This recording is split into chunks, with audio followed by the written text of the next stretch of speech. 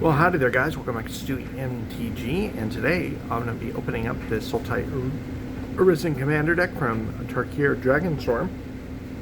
I will go and open up the collector's sample pack first for you guys who want to just see what we get in that, and because everybody knows it's in the rest of the deck. This deck is going to end up being with the commander that's on front, and it's going to be an unblockable theme. Sorry, hit the camera here. Let's get this open. So we have the collector sampler booster. We have the quote-unquote deck box, if you want to call it that. I have a whole box of these waiting for my friends are starting their own card shop up here in Michigan, and so I'm saving these for them to be able to give out to new players or large orders of singles, that type of thing. And here's a little guide, and here's the deck. Let's go ahead and crack it open. Let's see what we got going. Trash to the side over here. Alright, and for the collector sampler booster, which I think this is the last set that included the sampler booster, so that's always fun. So we have a Roar of Endless Song and a Riling Dawnbreaker that are all Pringles chips, of course. And with that, let us move over to looking at this commander deck. There are still about 5 or 6 commanders that I would like to build on top of what's on the table in front of us. I know this is one that's been on my list for a little while. Played against it so many times in Brawl on Arena, and wanted to join the crowd, so to speak. Well, let's take a look. First one up in this is Teval, the Balanced Scale. 4 mana, 4/4 with flying. Whenever it attacks, you mill 3 cards, and you may return a land card from your graveyard to the battlefield tapped. When one or more cards leave your graveyard, create a 2/2 black zombie druid creature token. And we have Cautis, Sipsic Champion. 3 mana, 3/3. During each of your turns, you may cast a creature spell from your graveyard by exiling 3 other cards from your graveyard in addition to paying its other costs. Whenever one or more creatures you control enter, if one or more of them entered from the graveyard or is cast from the graveyard, put a 2/1/1 counters on this creature. I'm using neither of these. I'm going to be using the other Cautis, which I do not yet have. We have a Diviner of Mist, Afterlife from the Loam, Teval's Judgment. That's a great card for if you're doing graveyard shenanigans, which I'm not going to be doing in this deck. We've got Welcome the Dead,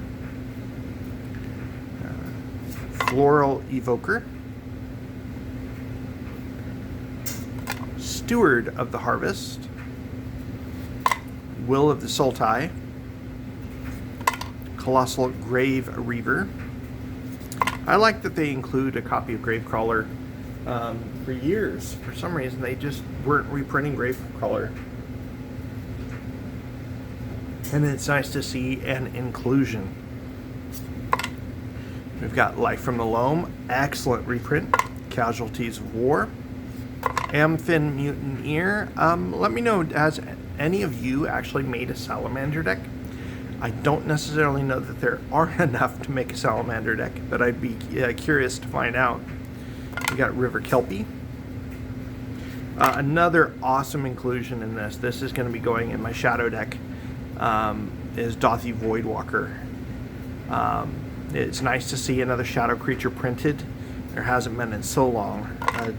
Disciple of Bolas, excellent inclusion for card draw in black. Junji, Midnight Sky.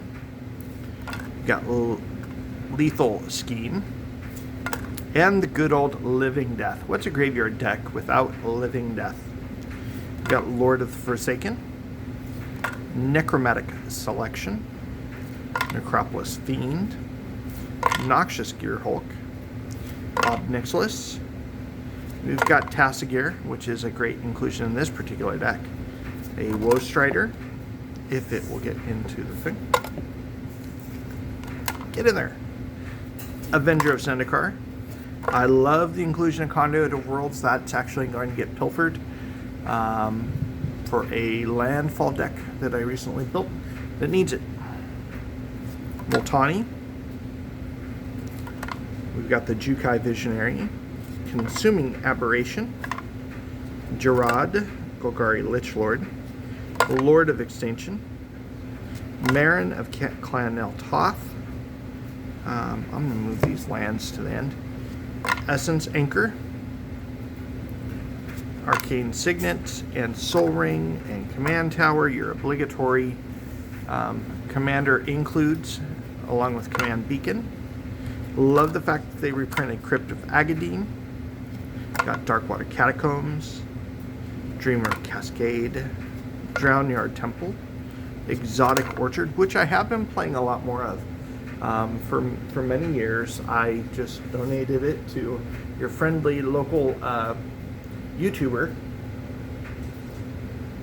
But since my pod normally plays 3 color or more decks, Exotic Orchard usually gets me the colors I need. Fetid Pools, Hinterland Harbor, Llanowar Wastes, Sunken Hollow, Temple of Malady, and Woodland Cemetery for some of the non-basics. We got Forbidden Alchemy, Hedron Crab for that mill, Treasure Cruise, Wonder. Love a reprint of Phyrexian Reclamation. And I think the last time they printed that card was in Urza's, and it was getting a little pricey, and it's great to see another include. Reassembling Skeleton, Stitcher's Supplier, Victimize, we've got a Skimmer, Crawling Sensation, Ramp with Cultivate, Farseek, and Grapple with the Past, Arrow, Opulent Palace in the middle of all this ramp, I don't know why, Rampant Growth, Secure Tribe Elder, Satyr Wayfinder, Spring Bloom Druid, Removal of Terra Asunder, Graveyard with Timeless Witness, Grizzly Salvage, Nyx Weaver, Removal with Putrefy, and a Mana Dork in Skull Prophet, and Milliken. We've got in some lands, some Sultai Coliseum, Contaminated Aquifer, Foreboding Landscape, Golgari Rot Farm, Haunted Mire, Memorial to Folly, Myriad Landscape, Terramorphic Expanse, and a selection of your various basic lands. One thing looking at the deck currently, there's their islands, swamps, and forests, along with some tokens, is it seems as though there's very few non-basic lands. There's a ton of non-basic lands. Yes, it's a 3-color deck, but it seems a little heavy. Anyways, this has been Stewie MTG, and this has been the Sultai Arisen deck, and we'll see what comes of it. All right, we'll catch you all later.